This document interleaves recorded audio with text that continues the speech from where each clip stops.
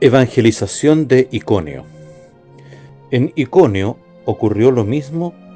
Pablo y Bernabé entraron en la sinagoga de los judíos y hablaron de tal manera que un gran número de judíos y griegos abrazaron la fe. Pero entonces los judíos que se negaron a creer excitaron y envenenaron los ánimos de los paganos contra los hermanos. Con todo, permanecieron allí un buen número de días. Predicaban sin miedo, confiados en el Señor, que confirmaba este anuncio de su gracia con las señales milagrosas y los prodigios que les concedía realizar. La población de la ciudad se dividió, unos a favor de judíos y otros a favor de los apóstoles. Un grupo compuesto de paganos y judíos, con sus jefes al frente, se preparó para ultrajar y apedrear a los apóstoles. Ellos, al enterarse, huyeron a la provincia de Licaonia, a las ciudades de Listra, Derbe y alrededores, donde se quedaron evangelizando. En Listra y Derbe. Había en Listra un hombre tullido que se veía sentado con los pies cruzados. Era inválido de nacimiento y nunca había podido caminar. Un día, como escuchaba el discurso de Pablo, éste fijó en él su mirada y vio que aquel hombre tenía fe para ser sanado. Le dijo entonces en voz alta: «Levántate y ponte derecho sobre tus pies». El hombre se incorporó y empezó a andar. Al ver la gente lo que Pablo había hecho, comenzó a gritar en la lengua de Licaonia: «Los dioses han venido a nosotros en forma de hombres». Según ellos, Bernabé era Zeus y Pablo Hermes, porque era él el que hablaba. Incluso el sacerdote del templo de Zeus, que estaba fuera de la ciudad, trajo hasta las puertas de la misma toros y guirnaldas, y de acuerdo con la gente, quiso ofrecerles un sacrificio. Al escuchar esto, Bernabé y Pablo rasgaron sus vestidos para manifestar su indignación, y se lanzaron en medio de la gente gritando: «Amigos, ¿qué hacen?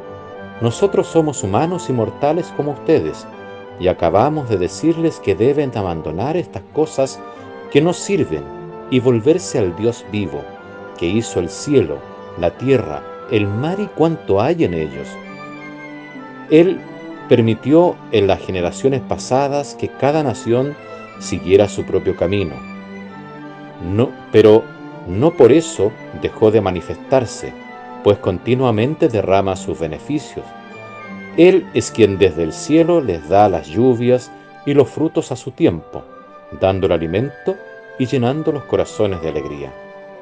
Aún con estas palabras difícilmente consiguieron que el pueblo no les ofreciera un sacrificio y que volvieran cada uno a su casa. Se quedaron allí algún tiempo enseñando, y luego llegaron unos judíos de Antioquía e Iconio y hablaron con mucha seguridad, afirmando que no había nada de verdadero en aquella predicación, sino que todo era una mentira. Persuadieron a la gente a que les diera la espalda y al final apedrearon a Pablo. Después lo arrastraron fuera de la ciudad, convencidos de que ya estaba muerto, pero sus discípulos se juntaron en torno a él y se levantó, entró en la ciudad y al día siguiente marchó con Bernabé para Derbe. Vuelven a Antioquía. Después de haber evangelizado esa ciudad, donde hicieron muchos discípulos, regresaron de nuevo a Listra y de allí fueron a Iconio y Antioquía. A su paso animaban a los discípulos y los invitaban a perseverar en la fe. Les decían: «Es necesario que pasemos por muchas pruebas para entrar en el reino de Dios». En cada iglesia les hacían designar presbíteros y después de orar y ayunar, los encomendaban al Señor en quien habían creído. Atravesaron la provincia de Pisidia y llegaron a la de Panfilia. Predicaron la palabra en Perge y bajaron después a Atalia. Allí se embarcaron para volver a Antioquía, de donde habían partido, encomendados a la gracia de Dios para la obra que acababan de realizar. A su llegada, reunieron a la iglesia, les contaron todo lo que Dios había hecho por medio de ellos y cómo había abierto las puertas de la fe a los pueblos paganos.